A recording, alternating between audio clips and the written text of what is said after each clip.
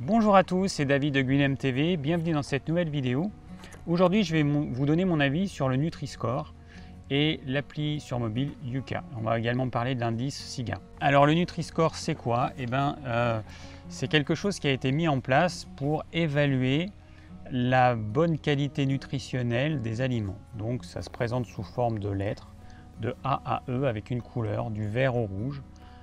Le A qui est vert, c'est bon pour la santé.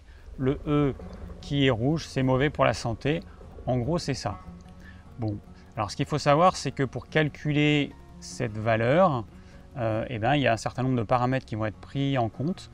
Et du coup, ça va pencher plus du côté du A ou plus du côté du E en fonction de différents critères. Donc, la note qui est donnée, elle dépend donc des critères qui ont été sélectionnés à la base. Alors, le Nutri-Score n'est pas obligatoire.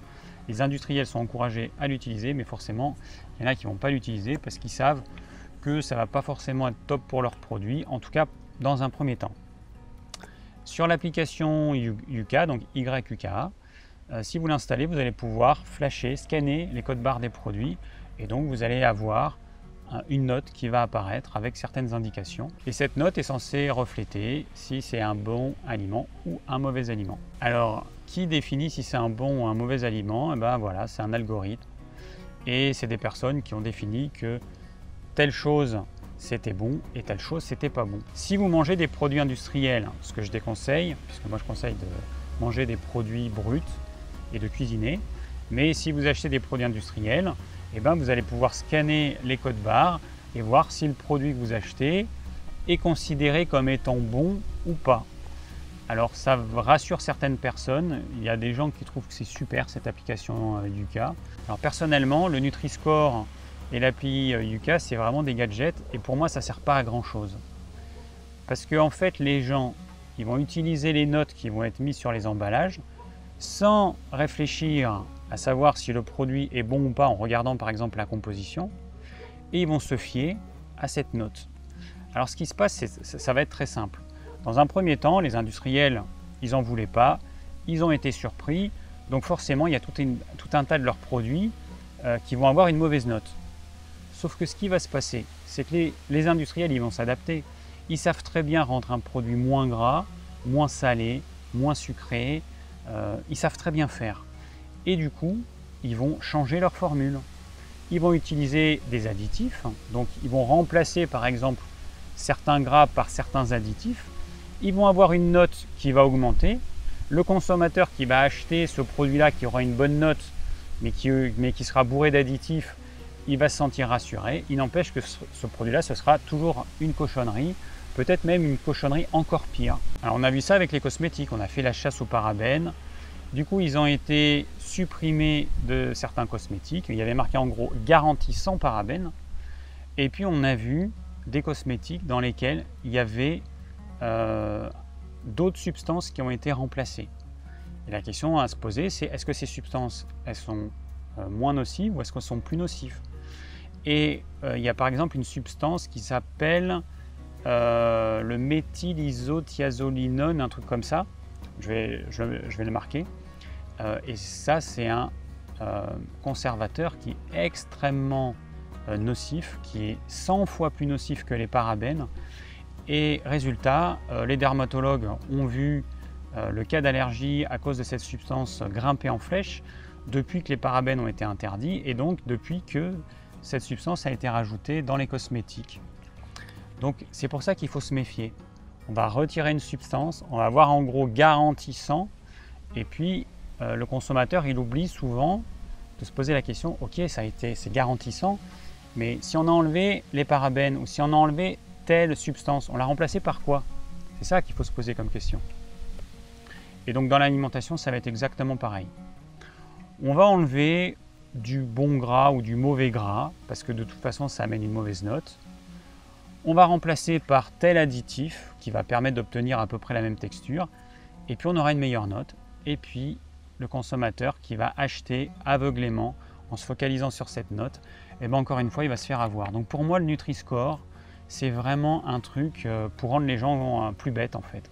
C'est que, à mon avis, le but, c'est que les gens ils apprennent ce que c'est qu'un aliment, ils apprennent ce que sont les bons nutriments, ce que sont les mauvais nutriments, et qu'ils apprennent à lire une étiquette, qu'ils apprennent à lire une liste d'ingrédients. Ça me paraît quand même pas si compliqué que ça. Quand vous achetez un produit, par exemple une sauce tomate, vous allez voir que dans cette sauce tomate, il y a 10 ingrédients, dont du sucre par exemple.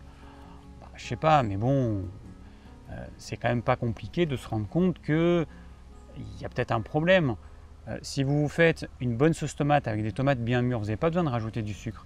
Si les industriels le font, ils le font pourquoi? C'est parce que leurs tomates sont trop acides, donc ils vont neutraliser cette acidité avec du sucre. Et le consommateur, il sera content, il aura une sauce tomate qui sera bonne au goût, qui sera acide et sucrée, sauf que l'acidité, il ne va pas la sentir parce qu'il y aura du sucre. Alors le Nutri-Score, il ne tient pas compte aussi d'un truc, c'est du niveau de transformation plus ou moins important d'un produit.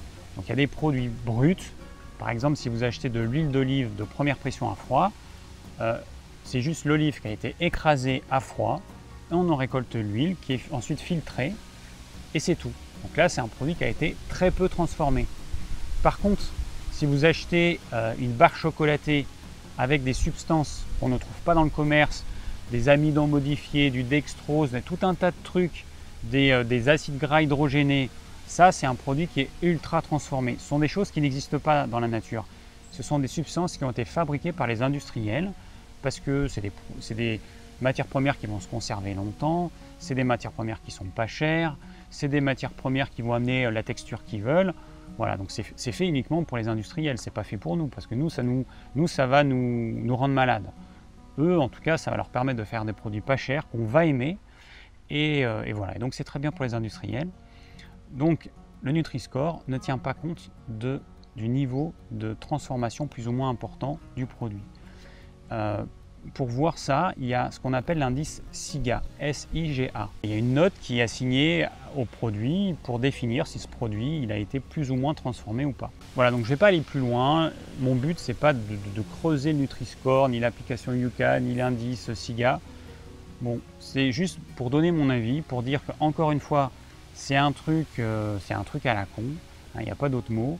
C'est là juste pour transformer les gens, enfin ou maintenir les gens à l'état de mouton, hein, plutôt que des personnes qui vont réellement s'éveiller, qui vont réellement comprendre les choses. Au lieu d'informer les gens, au lieu d'inciter les gens à se former, parce que c'est quand même pas compliqué de lire la liste d'ingrédients d'un produit, au lieu de faire ça, on maintient les gens à l'état de mouton pour qu'ils regardent un petit peu bêtement une note sur une étiquette.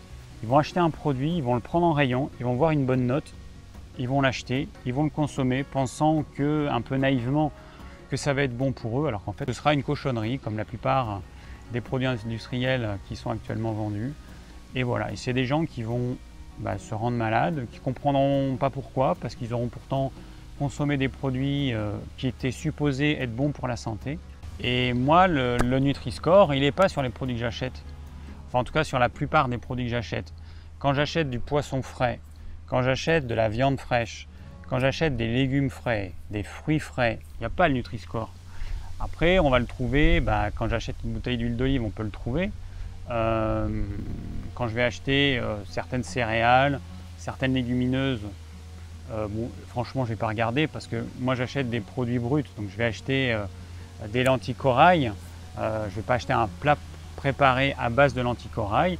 Donc je vais acheter des lentilles corail, je sais ce que c'est. Je n'ai pas besoin qu'il y ait un petit sigle de couleur avec une lettre pour me dire si c'est bon ou pas. C'est à moi de me renseigner avant d'acheter ce produit-là. C'est à moi de me renseigner si a priori c'est censé être bon pour moi. Et du coup le Nutri-Score, il ne sert pas à grand chose en fait. Après le risque qu'il peut y avoir, c'est que l'algorithme il change. C'est qu'actuellement le Nutri-Score, par exemple la part du bio, ça représente, si un produit est bio par rapport à un produit pas bio, ça représente que 10% dans le Nutri-Score, ce qui n'est pas beaucoup. Donc on va être habitué à des lettres A, B, C, D, E avec des codes couleurs. Et il y a un algorithme qui va faire en sorte qu'un produit sera A, B, C, etc. Mais si demain l'algorithme il change, si on dit non finalement je veux qu'il y ait tant de pourcentage de la note, ça va être si un produit contient du gras, du sucre, du sel en excès, etc. Tant de pourcents ce sera autre chose, mais si ces proportions elles changent, les notes elles vont changer. Et après, qui nous dit que ce sera dans le bon sens pour nous? On est obligé de faire confiance à ceux qui vont définir les règles de cet algorithme. Par exemple, moi aujourd'hui, j'ai plutôt tendance à penser qu'on mange trop de glucides et pas assez de bons gras. Et bien, par rapport à ça, les produits que je vais conseiller, enfin en tout cas la proportion de gras que je vais conseiller, eh bien on se trouverait dans la partie négative. Ce serait considéré comme étant trop gras.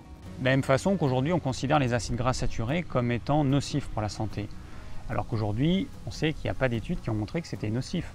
Et je rappelle quand même que l'être humain, il a à peu près 2,5 millions d'années, il a mangé pendant, on va dire, 2,4 et des poussières de millions d'années, majoritairement de la viande qui est naturellement riche en acides gras saturés. Ça lui a quand même permis d'arriver à survivre. Si ça avait été aussi nocif, on peut imaginer que cette branche évolutive, elle aurait disparu. Non, ce n'est pas le cas. Les acides gras saturés, c'est quelque chose qui est naturellement présent dans la nature. Si aujourd'hui je vais dans la nature et que je veux manger ce qu'il y a, je vais être obligé déjà de manger de la viande parce que dans la nature, il n'y a pas grand-chose à manger en fait. Des fruits, c'est sur une période assez courte. Après, il y a peut-être quelques racines, mais je vais être obligé de manger de la viande, des œufs, si je suis au bord de la mer, du poisson, et donc je vais être obligé de manger d'une manière ou d'une autre du gras saturé.